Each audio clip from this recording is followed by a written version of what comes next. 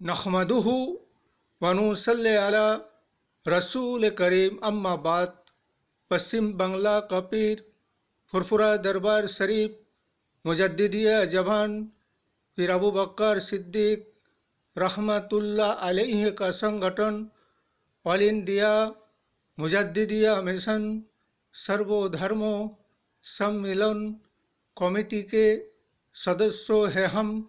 मोहम्मद आसिफ इसके अलावा सर्वो भारतीय जातीय कांग्रेस का भी सदस्यों हैं हम। हिंदू मुस्लिम सिख ईसाई जैन क्रिश्चियन आदिवासी दलित हम सब है भाई भाई। मजहब नहीं सिखाता आपस में बैर रखना। हिंद है हम, ये वतन है हमारा। क्या मैं ये मौजूदा शासक दल बीजेपी सरकार से और नरेंद्र मोदी साहब से और अमित शाह साहब से ये पूछना चाहता हूँ कि आज़ादी से पहले और आज़ादी के बाद जो भारतवर्ष में 130 करोड़ जनगण रहते हुए आ रहे हैं, क्या हम नरेंद्र मोदी साहब और अमित शाह साहब से यही पूछना चाहते हैं, क्या ये सारे 130 करोड़ जनगण और जनसाधारण क्या पाकिस्तान, बांग्लादेश और अफ़गानिस्तान से आए हैं क्या, जो कि इनके ऊपर सीए और एनआई से जो आइन और कानून को लागू किया जा रहा है और इनसे इनके नागरिकता का सबूत और प्रमाण डॉक्यूमेंट मांगा जा रहा है। इनसे यही तो हम पूछना चाहते हैं।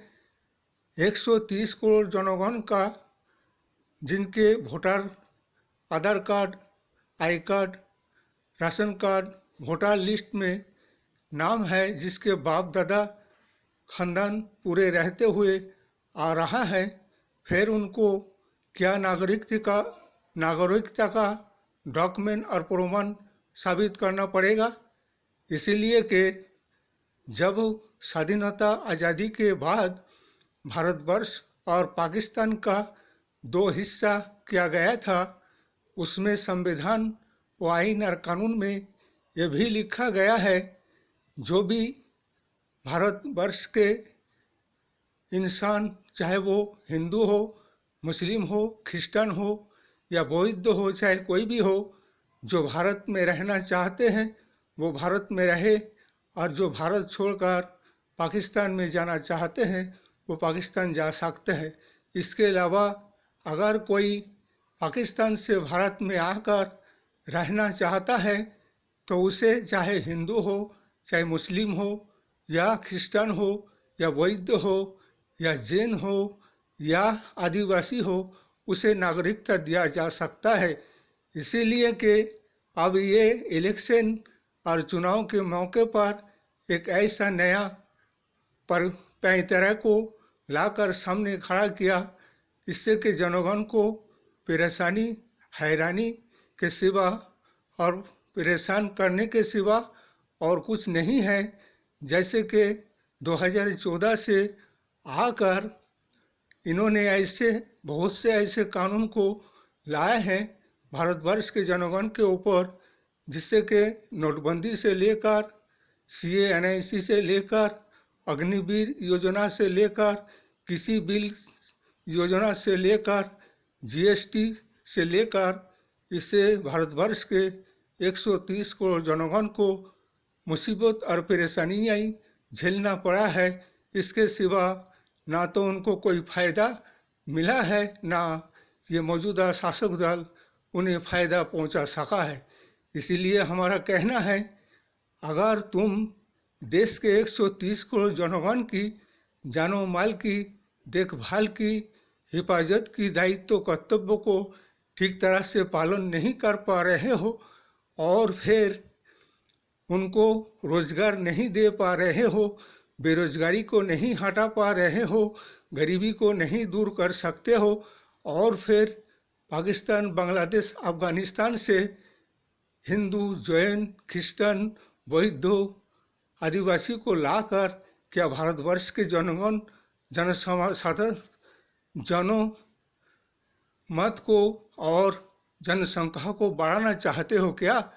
पहले तो तुम अपने देश के 130 करोड़ जनगण की हिफाजत नहीं कर पा रहे हो और फिर दूसरे मुल्क से दूसरे लोगों को बुलाकर उन्हें नागरिकता देकर देश का एक जनसंख्या बढ़ाने का काम करने जा रहे हो। इसीलिए पहले जो इंसान पहले से रहते हुए आ रहे हैं उनकी ख्याल और उनकी ज़रूरतों को पूरा होना चाहिए। बाद में दूसरे राष्ट्र के लोगों को लाकर उसे नागरिकता दिया जाने का बात होना चाहिए। इसलिए कि ये सीए बिल से किसी को कोई फ़ायदा नहीं हो सकता है, बल्कि सामने 2024 का इलेक्शन और निर्वाचन है। इसलिए कि जनगण के सामने ऐसे बिल को लाकर एक चुनाव एजेंडा बनाने की कोशिश किया जा रहा है और जनगण को परेशान, हैरान, हैरेसमेंट करने की ये सारे तरीका है। इसीलिए हमारे सर्वभारतीय जातीय कांग्रेस और इंडिया गठबंधन नेशनल इंडिया को वोट दीजिए और एक परिवर्तन बदलाव को लाइए और ऐसे आए दिन जनगण को परेशान करने वाले और संविधान को बदलने की कोशिश करने वाले ऐसे सांप्रदायिक शक्ति को हटाइए और देश और समाज, राष्ट्र को बचाइए। और हमारे हाईकमान सोनिया जी से यही कहना है जैसे कि हमारे पश्चिम बंगाल में लोकसभा निर्वाचन की जो सीटों के समझौता है, अगर ममता बंदोपाध्याय से होता है तो ठीक है, अगर नहीं होता है तो उसके लिए कोई दूसरा सिद्धांत लेना पड़ेगा और दूसरा रास्ता निकलना होगा। इस वीडियो को ज़्यादा से ज़्यादा शेयर कीजिएगा, लाइक दीजिएगा, सब्सक्राइब कीजिएगा। जय हिंद, जय भारत, मोहम्मद हसन।